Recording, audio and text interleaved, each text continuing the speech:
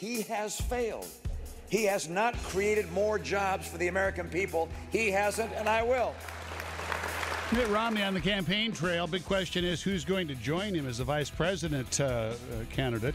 Our next guest says he's got the name. Good morning, Paul Lindman. Scott Lynn with you on the Morning Update. Joining us, ABC political analyst Steve Roberts, who also teaches journalism and political communication at George Washington University. How about the conservatives? First of all, Steve, has Mitt Romney gathered them up yet? Well, my sense is that conservatives are slowly but steadily coming around to Romney. They don't love him. They're not excited. But they are excited about the possibility of beating Barack Obama. I think that's by far the strongest emotion Republicans feel. They might have preferred Santorum or Gingrich, but fact is they much prefer Romney to Barack Obama. So I don't think there's really a choice. The real question is not whether they're going to vote for Romney. The real question is whether they work for him. How energized are they? Do they talk to their friends? Do they send out viral videos? Do they give him money? And that's more of an open question. Do the pastors on Sunday before election preach from the pulpit in the evangelical churches?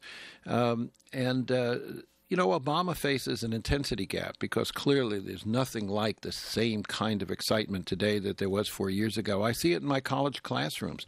4 years ago, kids were walking into my classes in Obama T-shirts and had plastered Obama stickers on their laptops. You don't see any of that today.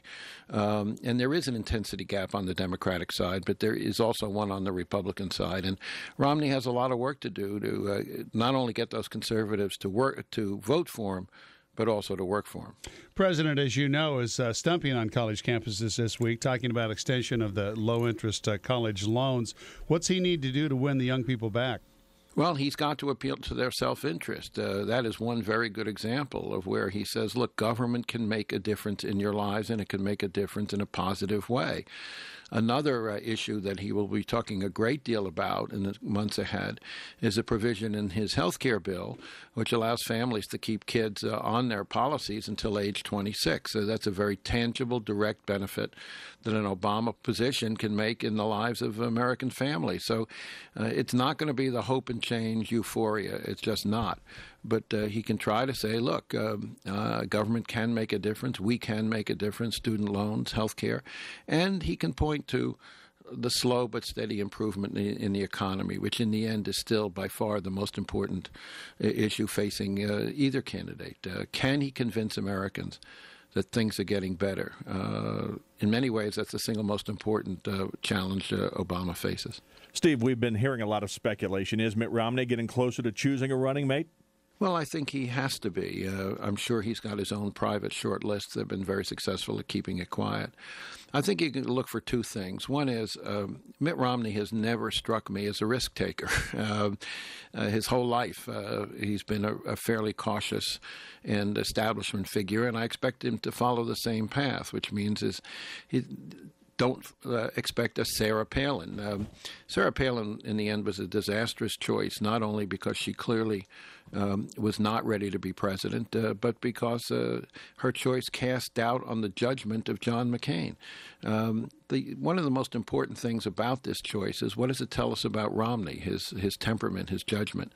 So I expect him to go for someone who clearly is qualified to be president, someone who reinforces his message that the Republicans are the party to pull the economy out of the doldrums. And I think the one person to keep your eye on is Senator Portman of Ohio. He's hardly a household name, but he's been around a long time. He served in the House before the Senate. He was in the cabinet of President Bush running a trade policy. So he clearly is qualified to be president, and he clearly reinforces the Romney message that it's the Republicans you can trust to fix the economy. And bonus points, he's from Ohio, the one state Republicans absolutely have to win. I think someone like Portman tells me, reflects what I know about Mitt Romney's temperament and political calculations. The thoughts of ABC's Steve Roberts. Steve, thank you very much. My pleasure.